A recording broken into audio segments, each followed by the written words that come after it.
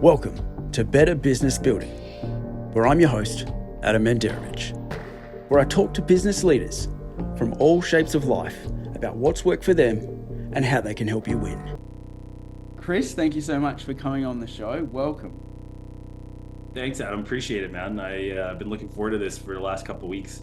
Yeah, man. So for those that don't know, CT and I talk about a lot of similar things in terms of backwards to go forwards, but maybe for the audience that doesn't know, like, tell us a little bit, like, how did you get that stance? How did you get to where you are now? What gave you that lens? Like, tell us a little bit about your journey of building that type of outlook on how you see things.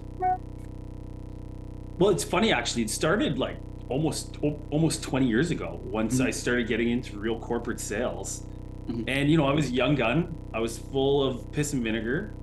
I thought that I could start in a role and rise to the top in 6 months. And it was funny because I experienced a little bit of success running headfirst into it. One of my bosses used to be like, "Hey, man, you always come in here both guns blazing. Like, you need to slow down." And it was funny because as I kept pushing forward and forward more, I realized that I was getting caught up in changing my style and my strategies and trying everything new. After coming in with a decent amount of success over the first 4 or 5 years in my career, I started to plateau and stall out, and I wasn't as successful anymore. So I started looking at the processes that I was putting into place for myself, as well as the way I was handling my clients. And I started to realize that the most success that I had in the beginning of my career was when I was still learning a new strategy or tactic, and I had spent an extended amount of time on that. And so what I'm starting to see now in the industry is that a lot of people are they're not really taking the time to learn the fundamentals and to perfect them before they try to move on to what's the newest, latest, and greatest technique that some random person on the internet is talking about. So when I was developing my program, what I had looked at was, okay, how do we get people back to the basics of original old school full cycle sales? And what is the main topic of concern there? And the thing that I found lacking was business acumen, or as you like to say, commercial acumen. It's the same, it's one and the same. And I find that because of the way that we've looked at spray and pray sales and mass outreach, we've let go of that, and it's really affected not just the sales portion, but also the customer service side, which is affecting churn rates. It's Sorry. Yeah, I was just going to say, so what do you think the key driver is behind that? Because I take no prisoners with how outspoken I am with regards to all of the split outs in incentivization on meetings ups, meetings down, app rate up, all that stuff has really caused that. But also, perhaps, tell me what you think, but perhaps in our day, earlier on, you would actually shadow people or be in customer success first, so you could actually have a full lens of what's actually going on, so you knew which deals would not churn and what to look out for once you got to be a full cycle rep.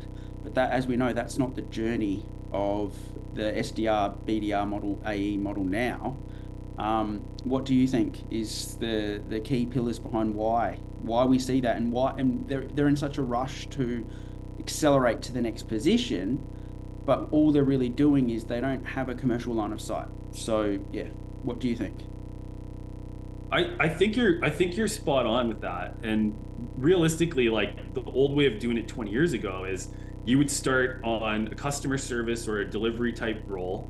You'd work at that until you became proficient, and then you would move into a more senior role in that same department. And then after you learn that whole inside, then you'd work into an outside sale or an inside sales position. Where you're fielding inbound, you were supporting the outbound reps. You'd had maybe, there was 2 account managers for one region with about 3 to 4, maybe 5, depending on the amount of products on the inside reps. And then you'd move into that outside position, and then you'd move into the full cycle BD role. Where now today, they're starting people in that SDR outreach position. And that SDR outreach position, they don't have a clue what happens in the business after that. They only understand get a meeting. So they're trying to speak with CEOs, they're trying to speak with VPs, and they have such a hard time relating to them from a peer level. And I think that's the biggest problem, where someone from 20 years ago, if someone called in sick, they could fill in that position. Or if they couldn't get a hold of someone on the CS side, the account rep could handle it themselves. They knew the process to take. And now we've kind of turned that card around, and we started pointing it in the other direction for training. And it's like, let's bring them in and let's just have 100 people booking meetings. Oh, you know what? This guy booked a lot of meetings in the last 6 months. We need another AE. Let's move him into the AE role. And then they hit the AE role, and they're not successful. They have a hard time hitting their quota. As we can see, most reps right now, there's a lot of companies that are saying 80% of quota attainment is considered success. And I look at that and I say, well, why aren't they hitting that? And it's because they don't actually understand how the rest of the business runs. So they not only don't have sufficient product knowledge or sufficient sales skills, but they also haven't built that commercial or business acumen through working those menial tasks within the organization. And I think when you couple that onto the instant gratification society that we have today, it's just there's no way that it's going to be successful. It's impossible. So what do you think, like, so for those that don't know, you and I are pretty outspoken and aligned on what we see, but is it just age or is it demographic of why you and I could see that from different regions very, very clearly? Like, because a lot of the people that are even older than us in the US appear to have absolutely no idea what we're talking about. Well, I think that part of that reason, it's true, right? I mean, but the US is in a bit of a different situation. I mean, Canada, Australia, New Zealand, we all are relatively large countries with small populations that were lagging behind the US in industrialization. So with the US, they always had a large financial background. So they've always had a base that they could continue to expand and grow on, and they never had to fight for investment the way other regions have. It's the same in the UK. The UK is very similar. And what happens is we're essentially lagging behind them in terms of that demographic thought process on how things should be in that instant gratification society. So what happens, and I mean a lot of people in the US who are they're awesome. I mean, they're killers. They're crushing quota. They're building great organizations. But I think that it depends. Like, if you take someone from, let's say, a region that is maybe more tech, they've already been advanced, they've had the pleasures of society and the luxuries that others haven't, they fall more in line into the simplest process, which is usually not the most effective in the beginning. Now, if you take others from more industrious parts of the US, like let's look at Texas, Louisiana, where they have heavy industry and oil. I mean, they've all been put through the ringer the same way that we've been 20 years ago. And they're they understand things a little bit better. And I just had a conversation with someone who's a CRO in the US, and we were not talking the same language. And I was like, you're a CRO. I don't understand how you can't see what I'm trying to explain to you, because what I'm explaining to you is the most fundamental and basic skills of training salespeople. Yep. So, okay, good. Okay, so I was talking to Jerry Hill in the UK about that too. Is it because we're from like a minimized market where we didn't have free money that we then have an accelerated skill set because every single touch that we had to deliver had to make impact? So whereas the guys in the US are just like, we'll just get more money ramp, man. Don't worry about it. Like, it's kind of like they can allow for a bigger shovel with less outcome, whereas we're looking at it going, well, hang on. If we do those 50 impactful things, we might get 49 of those deals. Whereas they're just like, nah, man, we'll just keep throwing more ramp at it. So yeah, it's super interesting. Yeah, it's super interesting. But talk us through like all of your journey. Tell us like what were some of the biggest things that you've seen until you went out on your own. Ooh, I think so. I personally, well, how did you get there? How did you get there? What was the determining factor? Oh man, from a sales perspective or a skills perspective? Yeah, or like what was the key driver to realize, hey, I'm going to go out on my own and I'm going to do this because I've seen X, Y, Z, and this is why I can be impactful. You know what? I'll tell you the truth why. Yeah. And a lot of people don't like to hear this, Hmm. but I looked at what was happening in multiple sales organizations. I was an independent rep, so I was like a manufacturer's rep at the time. Hmm. And I had people coming to me from other rep organizations asking for coaching. How did you get into this account? How did you blow up that order and pick up the whole package? Like, what did you do? And I looked at what not just what the rep level was experiencing, but what the clients were experiencing. And Hmm. I was like, you know what? The market deserves better than this. Hmm. These reps deserve better than this is how you make a cold call. That's not going to get them anywhere. That's not going to get them into the six-figure range. And from a Hmm. client perspective, I'm huge on CS. I think it's a huge part of sales and that no one should ever leave it behind. I always said this, we need to clean up our own house if we want to have more clients because we need to deliver literally a white glove service to Hmm. every single one of them. And I look around even today at some of the biggest organizations and they're still not doing that, No. and that was my big driver. I was sitting in a meeting actually with an oil company and they brought in my competitors Hmm. and the competitors they end up going first, doing their presentation, providing all their proposals. It was open tender essentially, Hmm. and everybody was at the same table. I sat there laughing. I sat there laughing at these guys, and they're like, "Okay, well, what's so funny?" And I was like, "Guys, give one of them the order." Hmm. Uh, one of the project engineers, he looks at me. He's like, "What do you mean?" Well, don't you want a chance to speak your piece? And I says, "No, no." I says, "One of them the orders." Hmm. So he's like, why? I'm like, because in 6 months you're gonna call me and I'm gonna charge you double. Hmm. Hmm. And they're like, what do you mean? I'm like, man, the stuff that they've missed here is unbelievable. I'm like, you guys can't even see it at this stage.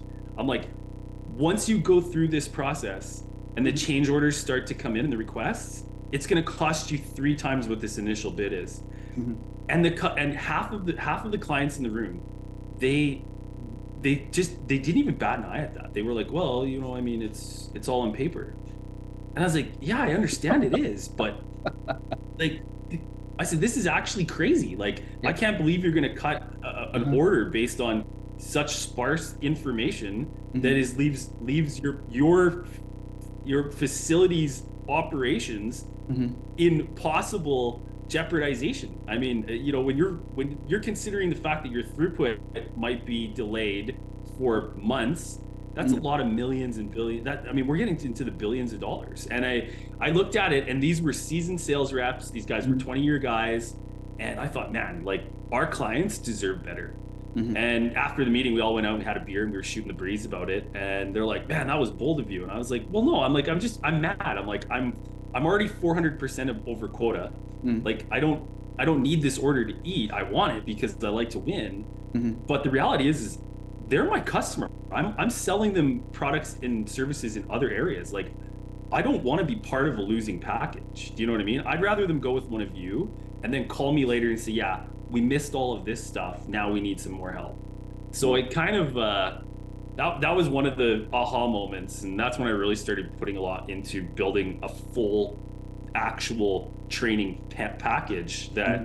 I could deliver to teams or individuals and actually get them to increase their revenue by increasing the level of service and quality that they deliver to their clients. Awesome. That's such a powerful place to start, or a reasoning behind it. Um, so given that, who do you think that you can help the most? Like, who's your bread and butter clients?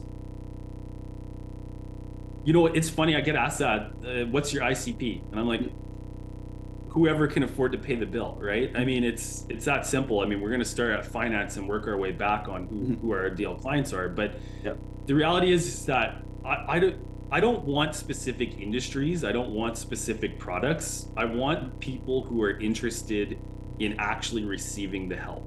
I Yep. want to work with companies that are looking in the mirror and saying, okay, I have the ability to improve.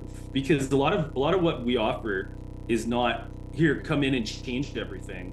a lot of it, we look at what's happening that's really good and we say, okay, look, this is all happening and this is happening in a positive way. We need to double down on this, and all this other work that you're doing that's basically not producing any value, we need to strip that back. So I'm more or less, when I'm interviewing clients or working on compatibility calls, I want to find out if they have a growth mindset. Now in the D2C space, like I don't really do a lot in the D2C or B2C space. The majority is all B2B, just because we're seeking clients who have, I want to say, a mid-market size TAM that we can approach.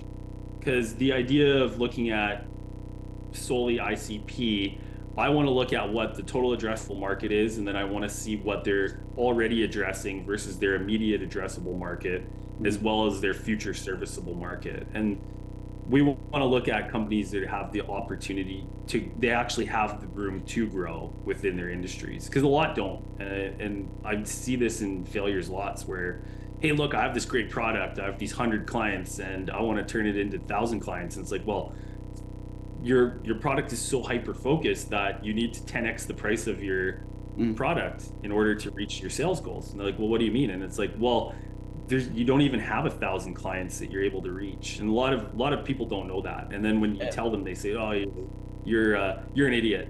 It's like, you're an idiot. What do you know? And it's like, okay, cool. And then that company goes out of business later because they didn't do a proper market assessment. You know, and I hate to give a vague answer on that, but essentially we're looking for growth focused companies that are open minded, because we touch on a little bit of PLG, a little bit of CLG, some ecosystem-led growth, basically everything within that full cycle. And, companies that are open to that. If someone's looking for it to go 100% PLG, I probably wouldn't be able to help them. And I don't think that there's really many people out there that could, unless they have the rest of the ecosystem in place first. Yeah, I agree. So Chris, just so that the audience can be super clear, and maybe this can also attract some people that maybe don't know of you, what's the best way that you deliver that? Do you start with like a milestone mapping audit process, or do you map what their first part of their go-to-market motion is, or do you map who they think their total addressable market is and then show them that it's not? Or what's your process to make sure that you've got alignment with the best fit clients? Well, one of the first things I actually look at comes from our operations side. So I want to see what their deliverability. Yeah, man. Right. So I basically look at the internals first, and I say, what are your current sales? How much is your average sale? How many staff do you have? And I want to know what their throughput is. So if I go into a manufacturing facility, for example, the first thing I look at their cranes. And I say, okay, that's your limiter right there. You can move 10 ton every 20 minutes. Your max amount of sales out of this facility, the way that it is, can be this. What are your sales now? And then I work it backwards from that.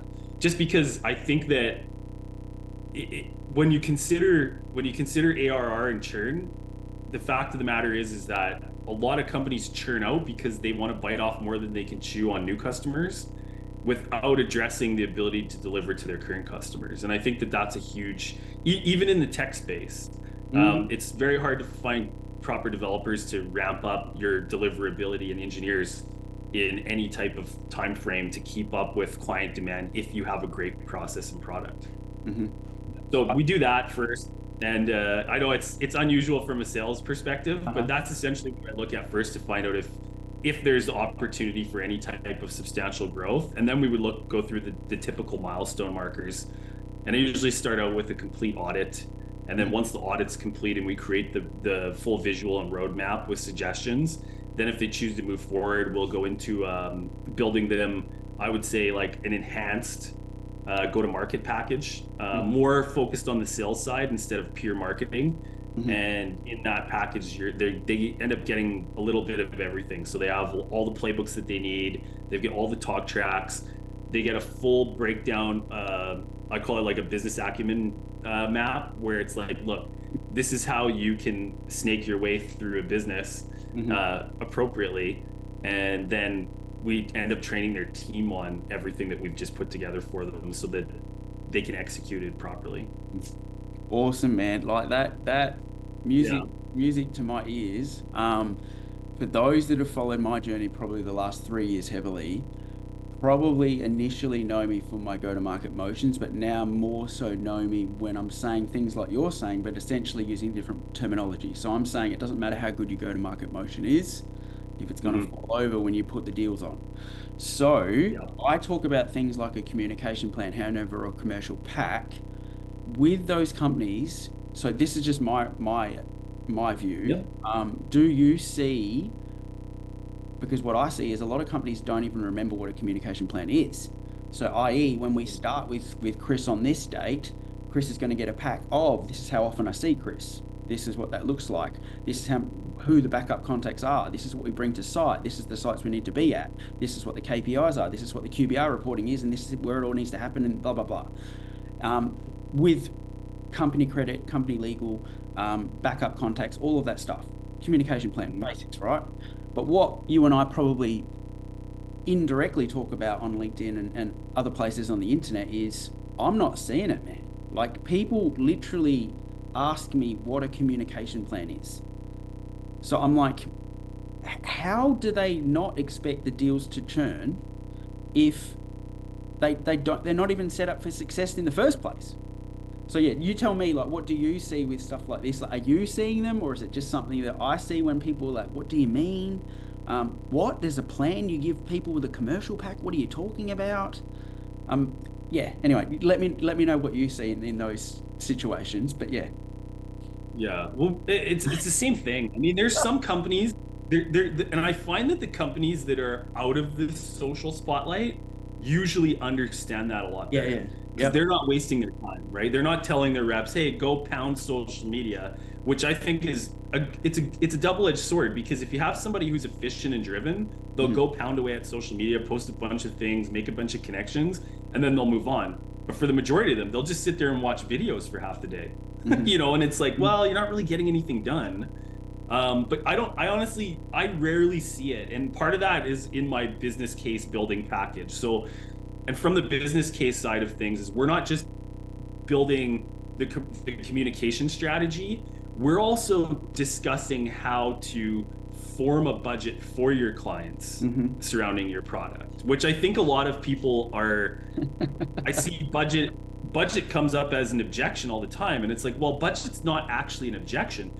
Budget is a financial concern for a company. So you're not objection handling at that stage. At that stage, you're discussing financials. And this is where where companies are kind of, that's a gap that I find you're actually one of the first people I've ever met to publicly discuss filling that gap on the commercial acumen and business acumen side. Jeez, nobody's doing it. And the reps that are, though, I mean, they're crushing it right now. They're 180% of quota. They're 240% of quota. I have a team right now that I worked with 3 quarters ago, and every single their entire division is 473% of goal right now. All because they started approaching it from a commercial and business case standpoint instead of a, hi, I'd like to talk to you about my product standpoint. And it's so simple how it works. So, well, let's dig into that a little bit. And firstly, thank you.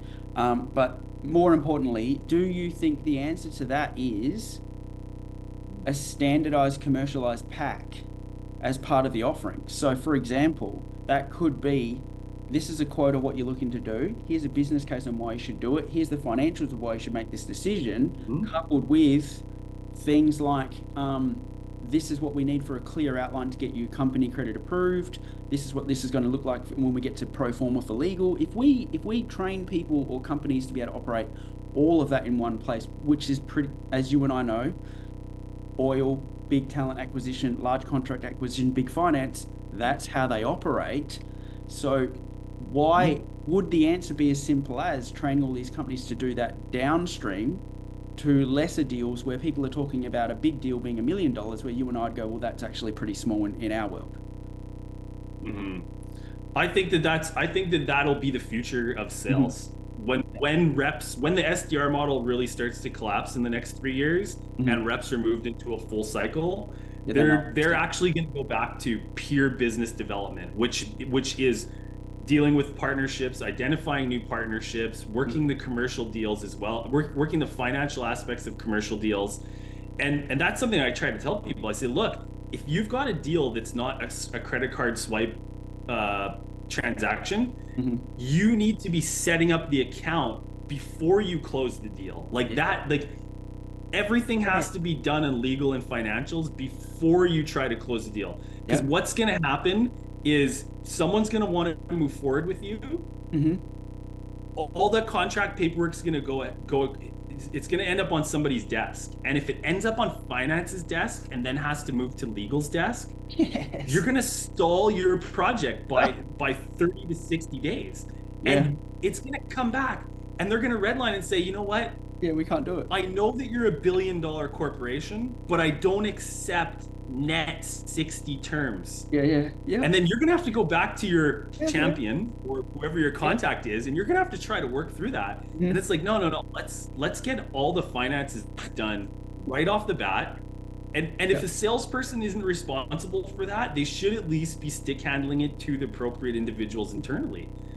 Because I've seen it. Like years ago, I picked up an $11 million contract with a midstream oil company, and hit finance and came back to us, and we were a bit of a smaller company at the time, and the owner looked at it and he's like, nope, I don't agree to those terms. And it's like, well, what do you mean you don't agree to those terms? It's like, it's an $11 million project, and I was still young at the time, and this is one of the mistakes I made when I, without understanding the business side of things. And I learned quickly. Fortunately, we were small and we were able to stick handle it. And the company that we were dealing with actually had a very open department that was, keen to make discussions for the right production, slots. So we worked through that one pretty easily. But after that, never once again did I work a deal that was over 50K or 100K without approaching that first to say, look, and that's why I say, instead of my ICPs, the first thing I say is, can they pay? Are they able to pay this? And it's not because I want the money. It's because we need to make sure we don't put all this work in and then the transaction not being able to proceed with something that's out of our control. Yeah, man. Right? Because, this is music to my ears, because that's the acumen that we used to have in those roles.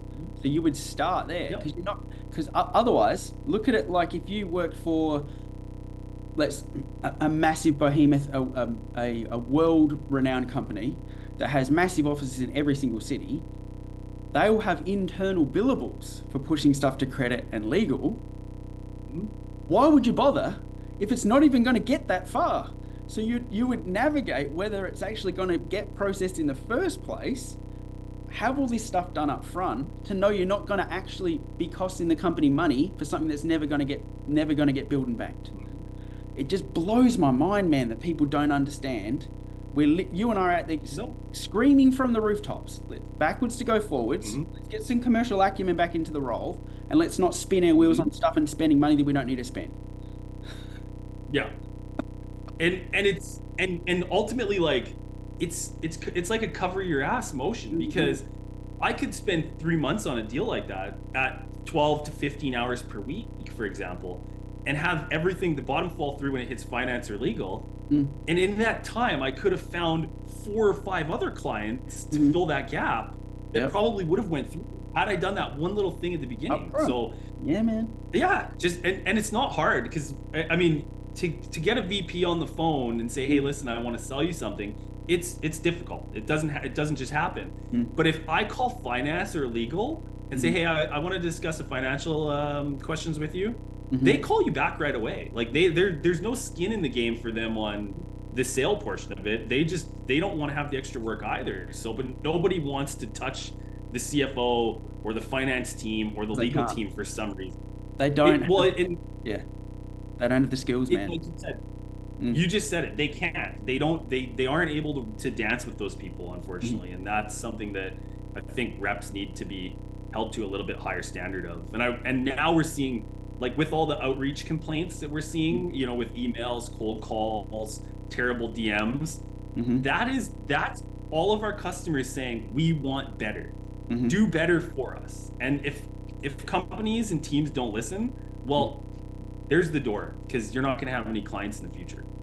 Wow, man. Wow.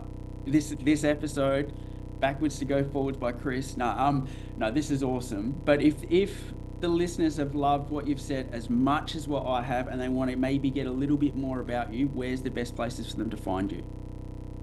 You know what? I'm using LinkedIn mostly for that.